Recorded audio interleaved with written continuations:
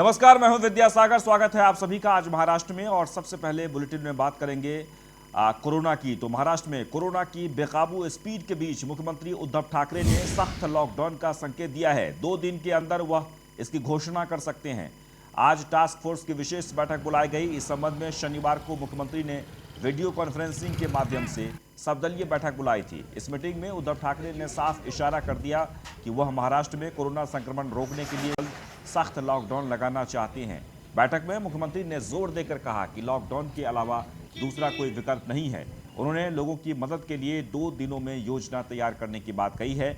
हालांकि विपक्षी दल बीजेपी बीच का रास्ता निकालने की बात कही है। उनका कहना है कि संपूर्ण लॉकडाउन उपाय नहीं है। आम आदमी, गरीब, मजदूर और व्यापारियों के बारे में भी सरकार को सोचना चाहिए। जबकि सरकार में शामिल एनसीपी और कांग्रेस ने मुख्यमंत्री को कड़े फैसले लेने के लिए समर्थन दिया है।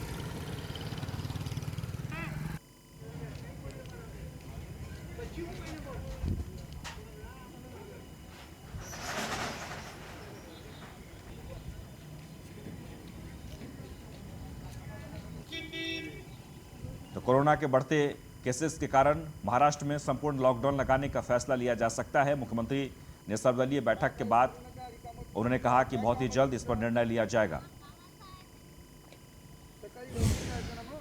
वहीं महाराष्ट्र में एक बार फिर से कोरोना के मामले बढ़ते जा रहे हैं। पिछले 24 घंटे में महाराष्ट्र में कोरोना के कुल 55,411 नए मामले सामने आए हैं। वहीं 309 कोरोना संक्रमितों की मौत हो गई है। राज्य स्वास्थ्य विभाग के आंकड़ों के अनुसार बीते 24 घंटे में महाराष्ट्र के कोरोना मामलों की बात करें तो मुंबई में कुल 9,330 नए केस सामने आए, जबकि ठाणे जिले में 18,241, पुणे जिले में 11,749, कोल्हापुर में 1,040, नासिक जिले में 7,856, औरंगाबाद जिले में 2,190, लातूर में 4,593, अकोला में 1,369, नागपुर में 8,373 मामले सामने आए हैं। मराठवाड़े में कोरोना का कहर दिन ब दिन बढ़ता जा रहा है। मराठवाड़े में 7,978 तक आंकड़ा पहुंच चुका है। सबसे ज़्यादा आंकड़ा मराठवाड़े में औरंगाबाद जिले में 1,964 का आंकड़ा हो चुका है। तो उसके बाद में फिर नांदेड़ और लातूर जिले में भी कोरोना का आंकड़ा 1000 के ऊपर पहुंच चुका है। इसी तरह कोरोना से मराठवाड़े में 300 मरीजों की मौत हो चुकी है। कोरोना रोकथाम के लिए सरकार और जिला प्रशासन की ओर से काफ़ी प्रयास किया जा रहा है, मगर तब भी कोरोना रुकने का नाम नहीं ले रहा है। मैं औरंगाबाद से Ganesh Yadav, news on India. तो कोरोना महामारी के बढ़ते मामले को देखते हुए महाराष्ट्र में वीकेंड लॉकडाउन लगाया गया। लॉकडाउन के दूसरे दिन मुंबई के दहसर पूर्व वेस्टर्न एक्सप्रेस हाईवे पर सुबह से ही पुलिस काफ़ी संख्या में पुलिस वहां पर तैनात थी। मुंबई में आने वाली एक एक गाड़ियों को चेक करके अंदर आने दिया जा रहा था। जो गाड़ियां आ रही है वो एसेंशियल सर्विस से जुड़ी है या फिर बेवजह घूम रही है, इसकी जांच करने के बाद जो गाड़ियां बेवजह मुंबई में आने की कोशिश कर रही है उन पर कार्रवाई भी की जा रही है।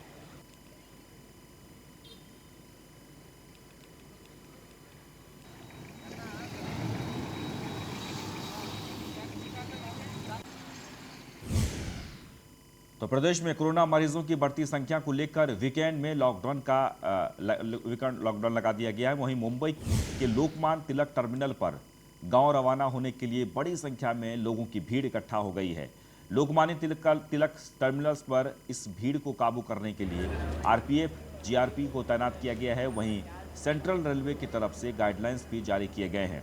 जिनके टिकट कंफर्म होंगे उन्हीं को छोड़ा जाएगा, जिसके बावजूद लोग यहां पर काफी संख्या में लोकमान्य तिलक टर्मिनल पर पहुंच रहे हैं।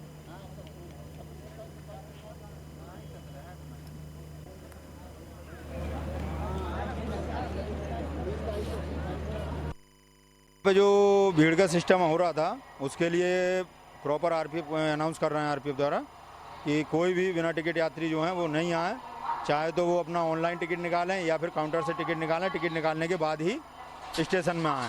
ये अनाउंसमेंट कंटिन्यू चालू है।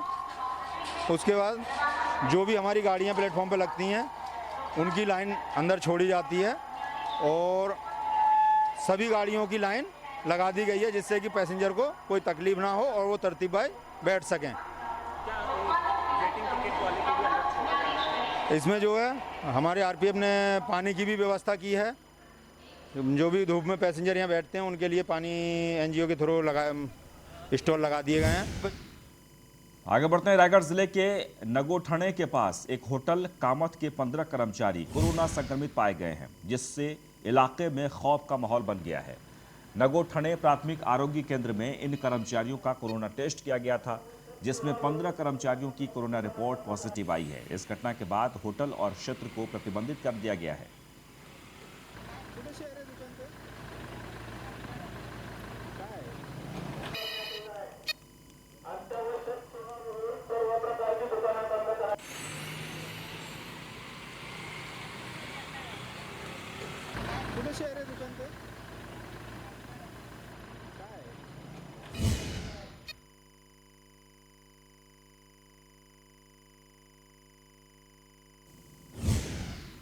वहीं बुल्ढाना में लॉकडाउन के नियमों का पालन नहीं करने वाले दुकानदारों के खिलाफ पुलिस ने कड़ी कार्रवाई की है। दरअसल लॉकडाउन में शहर के सभी व्यापारी ने दुकानें बंद की थी, लेकिन कुछ व्यापारियों ने अपनी दुकानें खुली रखी। ऐसे दुकानदारों के खिलाफ पुलिस ने दंडात्मक वसूली करके कार्रवाई की है। वहीं शहर में बेवजह घूमने वाले लोगों पर भी कार्रवाई की गई है। बुल्ढाना की तस्वीर है। आपको बता दें कि महाराष्ट्र की स्थिति सबसे ज़्यादा खराब है। कोरोना को लेकर रोज़ाना हज़ारों की तादाद में कोरोना केसेस पाए जा रहे हैं और ऐसे में लॉकडाउन लगाया गया है, यानी कि संपूर्ण लॉकडाउन नहीं, वीकेंड लॉकडाउन लगाया गया है और पाबंदियां लगाई गई है। और ऐसे में सड़कों पर आप देख सकते हैं कि सन्नाटा है, लेकिन जो भी बेवजह घर से बाहर निकलते हैं उन पर कार्रवाई की जाती है। जो दुकानें खुली दिखती है उस पर भी दंडात्मक कार्रवाई की जा रही है।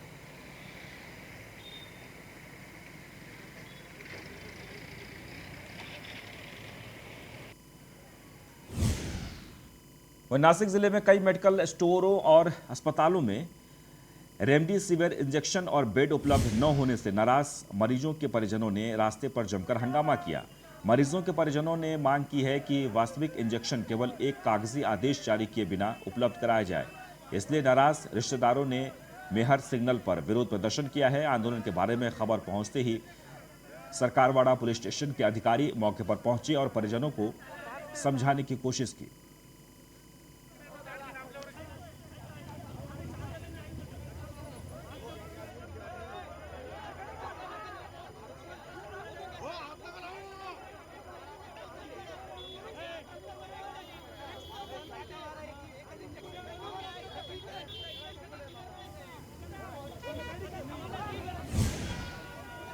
तो मुंबई में एक तरफ जहां कोरोना बेकाबू होता जा रहा है, वहीं दूसरी ओर कोरोना टेस्टिंग को लेकर लापरवाही सामने आ रही है। मुंबई के चारकोप के निजी प्रयोग स्कूल में कोरोना परीक्षण की झूठी रिपोर्ट देने का मामला सामने आया है। आरोपी ने 37 लोगों को कोरोना परीक्षण की झूठी रिपोर्ट दे दी। चारू चौहान नामक महिला ने चारकोप पुलिस स्टेशन में आकर एक प्रतिष्ठित लैब की ओर से आयोजित परीक्षण के बारे में संदेह व्यक्त किया। चौहान ने अन्य कर्मचारियों के साथ एक निजी लैब के माध्यम से परीक्षण किया। उन्होंने कंपनी को एक रिपोर्ट सौंपी कि वह कोरोना से प्रभावित नहीं थे। वहीं पुलिस ने एक निजी प्रयोग स्कूल तकनीशियन को कोरोना टेस्ट की फर्जी रिपोर्ट देकर मरीजों को ठगने के आरोप में गिरफ्तार कर लिया।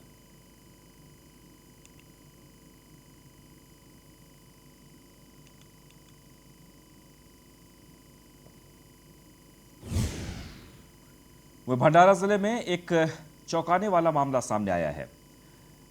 करखखेड़ा भीलेवाड़ा के शमशान भूमि में लकड़ी की कमी के कारण कोरोना से मरने वाले लोगों के शव को आधा अधूरा जलाया गया और इन कोरोना के मरीजों की आधी जली हुई लाशों को आवारा कुत्तों ने काट कर खा लिया। करखेड़ा ग्रामीणों के अनुसार लवारिस कुत्ते शव के अंगों को पड़ोसी गांव में खींचते हुए लाते हैं। यहां के ग्रामीणों ने जिला प्रशासन से गुहार लगाई है कि करखेड़ा गांव से शमशान को हटाया जाए और कहीं और उसका पुनर्वसन किया जाए।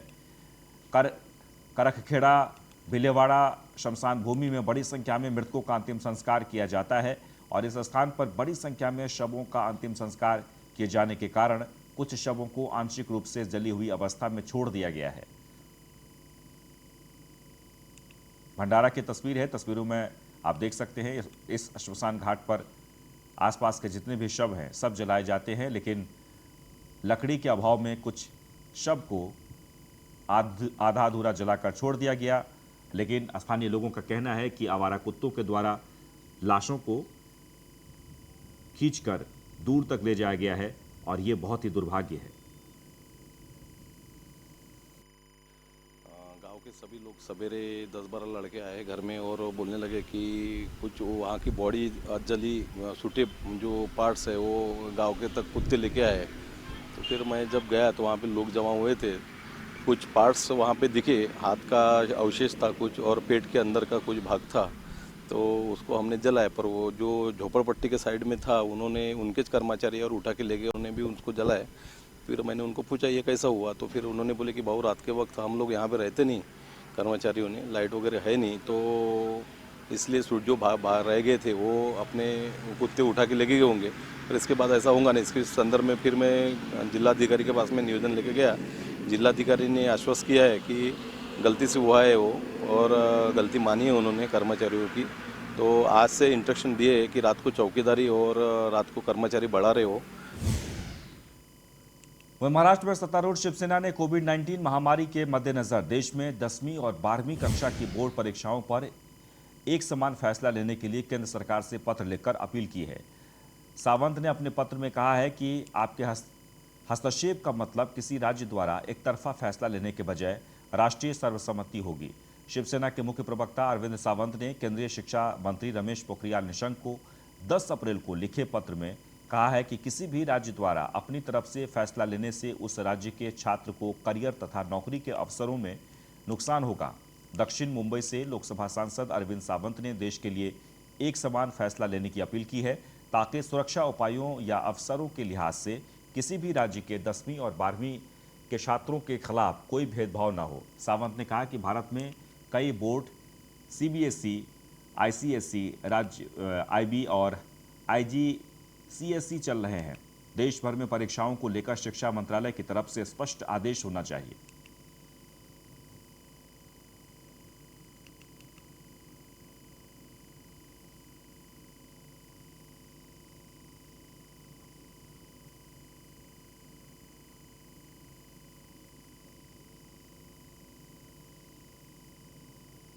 तो शिवसेना सांसद ने शिक्षा मंत्री को पत्र लिखा है और कोरोना के मद्देनजर उन्होंने कहा कि सभी बोर्ड की जो परीक्षा है वो एक समान हो, यानी कि इस पर फैसला लिया जाए, हस्तक्षेप किया जाए।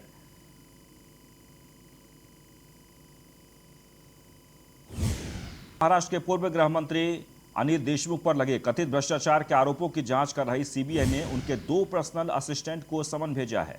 मुंबई हाईकोर्ट के निर्देश के तहत सीबीआई इस मामले की प्रारंभिक जांच कर रही है। मुंबई पुलिस के पूर्व कमिश्नर परमबीर सिंह ने देशमुख पर भ्रष्टाचार के आरोप लगाए हैं और इसी के चलते अब जांच कर रही सीबीआई ने अनिल देशमुख के 2 पर्सनल असिस्टेंट को भी समन भेजा है।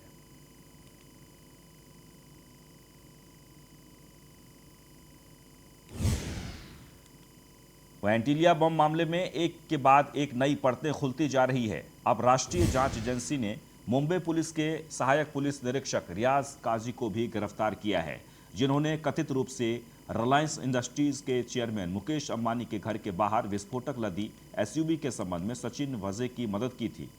जांच से जुड़े एनआईए अधिकारी ने बताया कि रियाज काजी को शनिवार रात गिरफ्तार किया गया था। उसे आतंकवाद निरोधी जांच एजेंसी ने उसकी भूमिका सामने आने के बाद गिरफ्तार किया है। विस्फोटक भरा वाहन की जांच करने के बाद एनआईए ने 13 मार्च को वाजे को गिरफ्तार किया था। एजेंसी ने काजी और कई अन्य लोगों के बयान भी दर्ज किए हैं।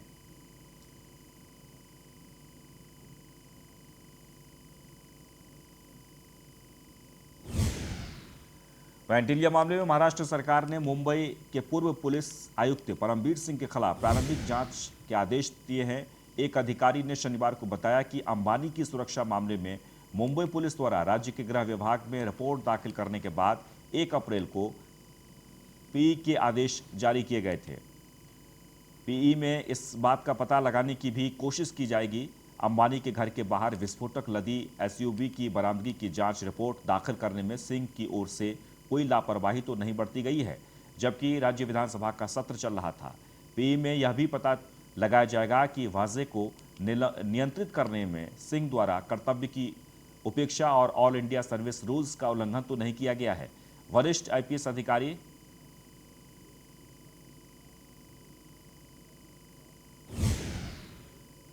चलिए आगे बढ़ते हैं। अमरावती जिले में केंद्र ने मोदी सरकार की नीतियों के खिलाफ शहर कांग्रेस कमेटी द्वारा राजकमल चौक पर प्रदर्शन किया गया है। कांग्रेस कमेटी का कहना है कि वर्तमान की परिस्थिति में संपूर्ण देश और राज्य में कोरोना महामारी ने हाहाकार मचा रखा है और इस विकट परिस्थिति में भी भारतीय जनता पार्टी को राजनीति सूझ रही है।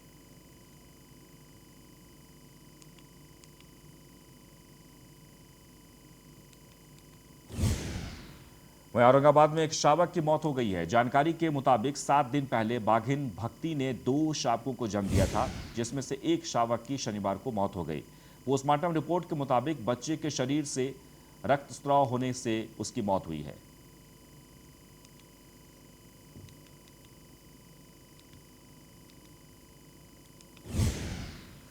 वहीं हिंगोली जिले में पिछले 2 दिन से बारिश का दौर लगातार जारी है। शनिवार शाम वाघजाली गांव में बिजली गिरने से एक किसान की मौत हो गई थी। आपको बता दें कि कल हिंगोली शहर और जिले में कई जगहों पर बिजली गिरने के साथ हल्की बारिश हुई है।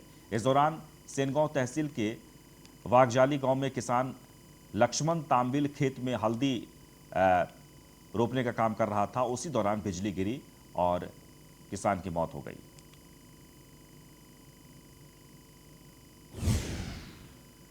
वहीं गढ़चिरौली जिले के गुन्हे शाखा ने एक बार फिर से दारू भट्टी पर बड़ी कार्रवाई की है। गुन्हे शाखा को बड़ी मात्रा में अवैध दारू के साथ 45 ड्रम महुआ बरामद हुआ है। साथ ही 4,90,000 का माल भी गुन्हे शाखा ने पकड़ा है। वहीं आरोपी मौके का फायदा उठाकर मौके से फरार हो गया।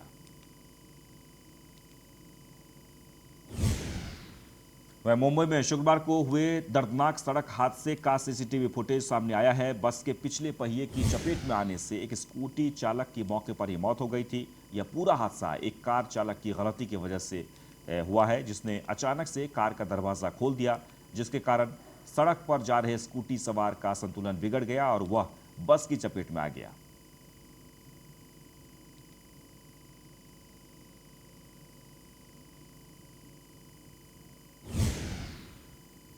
वहीं मुंबई पुणे पुराने राजमार्ग पर बोरघाट के पास 2 ट्रक आपस में भिड़ गए। हादसे में 2 लोगों की मौके पर ही मौत हो गई है। हादसे में ट्रक का चालक केबिन में ही फंस गया, जिसके बाद केबिन को काटकर चालक को गंभीर हालत में बाहर निकाला गया।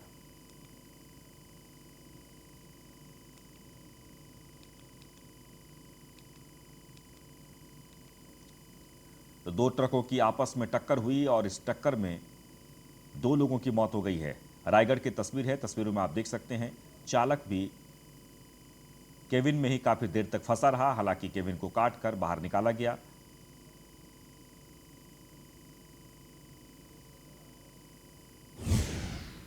वहीं औरंगाबाद से खबर है, जहां पर कन्नड़ शहर में प्रसिद्ध मंसूरी गद्दा में एक घर में आग लग गई। आग से लाखों का सामान जलकर खाक हो गया है। आग से लाखों की नकदी, एक बाइक और घर में रखे गहने भी खाक हो गए।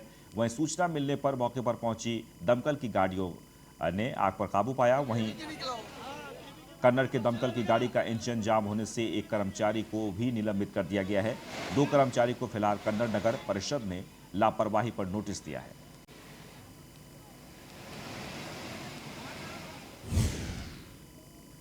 वहीं हिंगोली शहर के पास माल हिवरा फाटे पर आज सुबह चलते हुए वीआरएल कंपनी के कंटेनर में आग लग गई। आग से कंटेनर में रखा कपड़ा और औषधि जलकर खाक हो गए।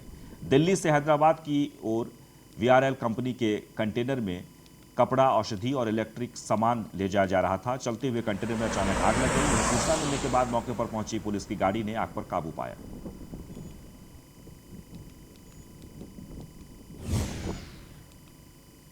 वहीं अकोला शहर के कृष्णानगर इलाके के पोद्दार इंटरनेशनल स्कूल में देर रात 3 बजे के बीच एक स्कूल बस में आग लग गई। आग से पूरी बस जलकर खाक हो गई है। इस घटना से पूरे इलाके में हड़कंप मच गया है। वहीं सूचना मिलने पर मौके पर पहुंची दमकल की गाड़ियों की मदद से आग पर काबू पाया गया। अकोला की तस्वीर है, जहां पर आग से इलाके में सनसनी फैल गई।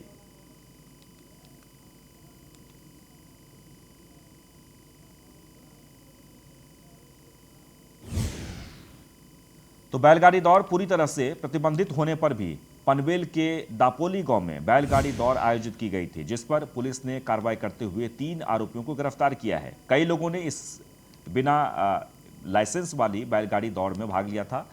पनवेल शहर पुलिस को इस दौड़ के बारे में जानकारी प्राप्त हुई, जिसके बाद पुलिस ने यह कार्रवाई की।